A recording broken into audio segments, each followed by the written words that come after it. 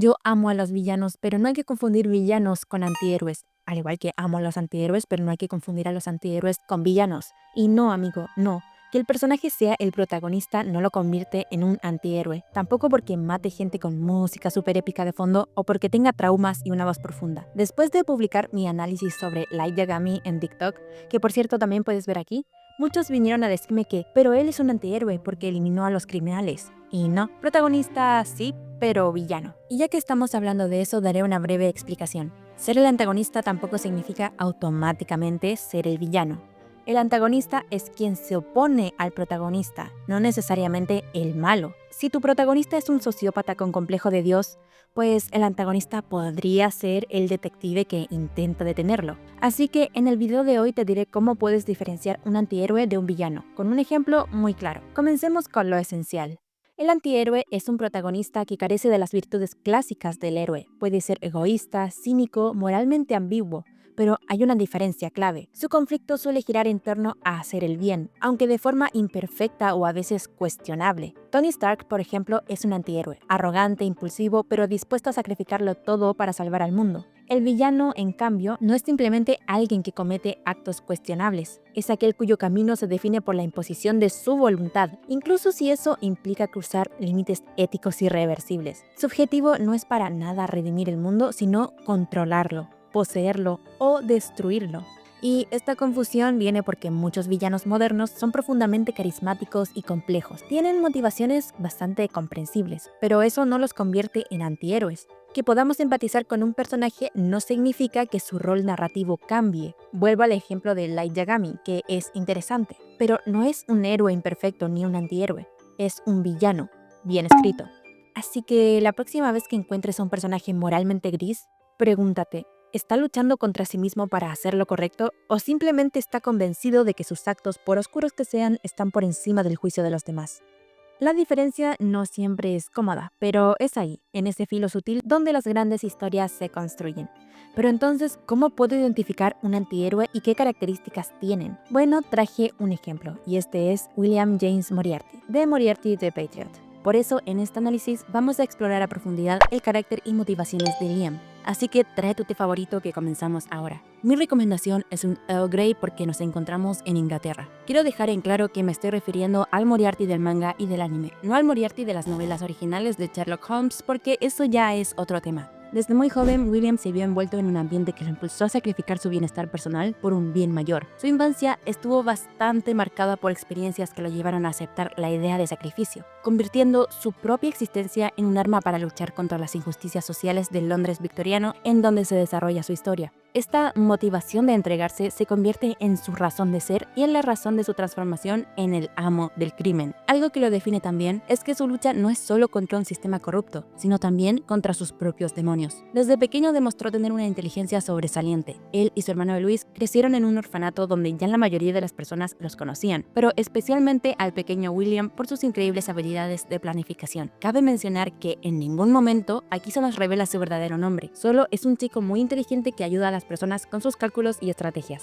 Albert es un noble distinto a la mayoría de su clase. A diferencia de su familia, él detesta la manera en la que los aristócratas tratan a los menos privilegiados, viéndolos casi como esclavos. Por eso, visita frecuentemente el orfanato donde realiza donaciones y pasa tiempo con los niños. Allí, un día, escucha a William hablar sobre su visión de cambiar el mundo, incluso si eso significa eliminar a la nobleza corrupta. Y con eliminar me refiero a ya sabes qué. Al compartir el mismo deseo de transformar la sociedad, Albert ve en William la persona perfecta para hacer realidad ese ideal. De esta manera, sus padres poco después adoptan a los hermanos en un intento de verse como unos nobles de buen corazón, sin sospechar nada de lo que venía detrás. Sin embargo, para los hermanos, vivir en la mansión Moriarty sería enfrentarse a constantes abusos y burlas. A pesar de que Albert es bueno con ellos, la madre y especialmente William, el hermano biológico de Albert, los discrimina por sus orígenes. Louis siempre estuvo enfermo del corazón y cualquier esfuerzo le costaba trabajo, y es por eso de que su hermano siempre se sacrificaba para evitar que cualquier castigo cayera sobre él por su bajo rendimiento. Albert, cansado de esto, decide comenzar de nuevo, idea un plan con los hermanos y compartiendo su visión de crear un mundo mejor, asesina a toda su familia, incluido a su hermano William, y a partir de ese día, el chico del orfanato pasa a ser el conde Moriarty. Antes de este evento no conocíamos el verdadero nombre de William, pues esto simboliza que no importa su pasado ni el pasado en general, solo importa el futuro. La mansión Moriarty ardió en un incendio que hicieron parecer un accidente accidente, y Albert dijo que solo sobrevivió él y sus dos hermanos, Louis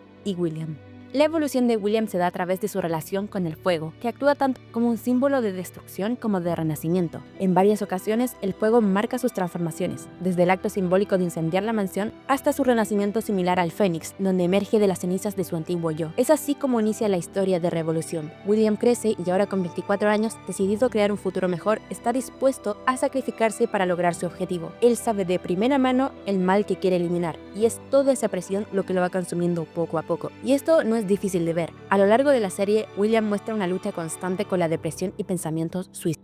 Con el tiempo, William, Louis y Albert se convirtieron en arquitectos de un plan revolucionario para destruir la aristocracia corrupta y construir una sociedad más justa. Como mencioné, después de graduarse, William se establece en Durham como profesor de matemáticas. Allí, su grupo elimina a nobles abusivos. También resuelve el caso donde castiga a un aristócrata por llevar a una mujer al suicidio. Luego se infiltra en una red de tráfico de opio que amenaza la estabilidad de Inglaterra. Utiliza la operación para asegurar la posición de Albert en el MI6 y desmantelar la organización por dentro. William James Moriarty sí es un antihéroe. Es un revolucionario con un plan de una visión de un mundo mejor, aunque esto implique métodos moralmente cuestionables. Su actitud fría frente a momentos de tensión le permite manipular a aquellos que lo rodean, pero en los momentos de mayor vulnerabilidad se muestra la profundidad de sus conflictos personales, como lo es la relación entre él y sus hermanos. La tensión entre su intelecto y sus emociones, entre el deseo de redención y la aceptación del sacrificio personal, lo humaniza y no lo convierte en un simple villano obsesionado con el poder o la necesidad de sentirse superior.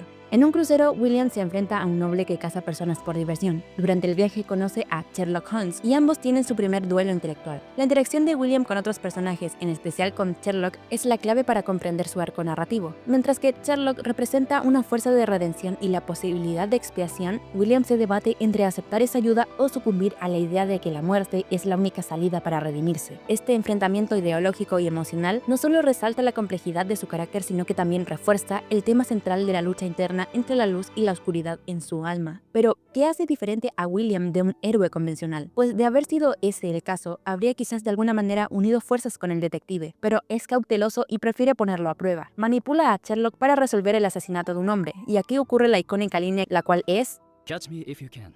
William observa cómo Sherlock prefiere la justicia sobre la ley, confirmando que es la pieza clave de su plan. Sin embargo, Sherlock tiene una gran diferencia con él. No se ensucia las manos con sangre, y por eso William quiere proteger esa integridad y no forzarlo a ser como él. Él continúa eliminando a nobles corruptos mientras recluta nuevos aliados. Por ejemplo, Irene Adler. William la protege y la reinventa como James Bond, dándole una nueva identidad dentro de su organización. Le dio un lugar en su hogar, preocupándose por su bienestar e incluso ideó un plan para que las tensiones entre Bond y otros personajes como Moran disminuyeran. William siempre fue una persona compasiva, amable y gentil, a pesar de sus actos violentos. Su carácter lo llevaba a ser cordial con todos y a ayudar a quienes lo necesitaban, incluso sin que se lo pidieran. Desde niño soñó con un mundo más justo e igualitario y entendió que para lograrlo se requerían grandes sacrificios. Con esta convicción, decidió que su propia muerte sería el último paso de su plan. Es así que tras cometer todos estos crímenes que lo llevarían a el problema final, es decir, la última parte de su plan, Milverton, un chantajista, obtiene pruebas de los crímenes de Moriarty. Sherlock y William coinciden en querer eliminarlo. En una confrontación, Sherlock lo ejecuta, descubriendo en el proceso de que William es el señor del crimen. William decide revelarse al mundo como el gran criminal detrás de todos los asesinatos de los nobles. Londres entra en caos. Sherlock lo persigue, pero él está decidido a sacrificarse por su causa.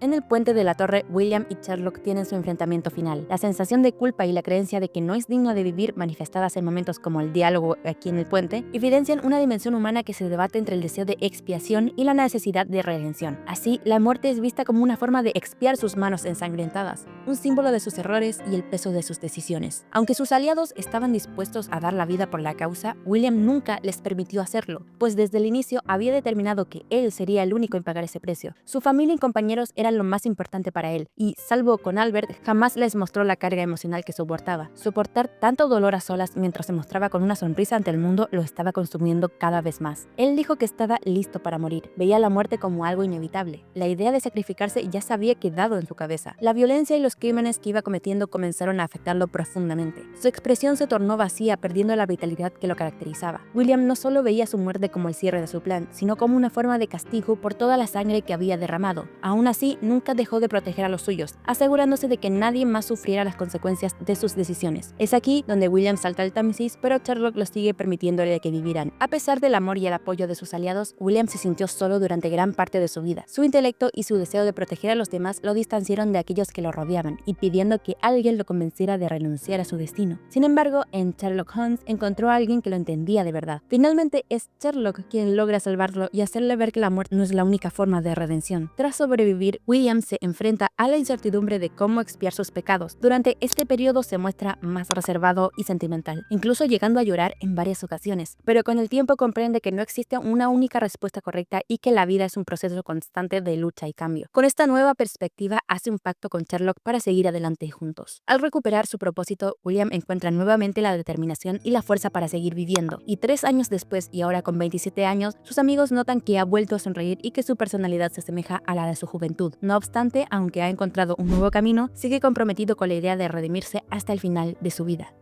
William, como dije, siempre se ha preocupado de sus hermanos. Se preocupa, siente arrepentimiento y siente miedo, como cuando le dice a Louis que sospecha que Sherlock irá a matarlo tras descubrir que él es el amo del crimen. Son estas pequeñas cosas lo que le dan humanidad y lo convierten en alguien poderoso pero vulnerable. Para mí, William representa el rey blanco en el ajedrez. Primero, es el líder y estratega central en su causa, moviendo sus piezas, o mejor digámosle, aliados, con precisión para alcanzar su objetivo. Aunque no es la pieza más poderosa en combate, todo el juego gira en torno a él, y su caída marcaría el final de su revolución.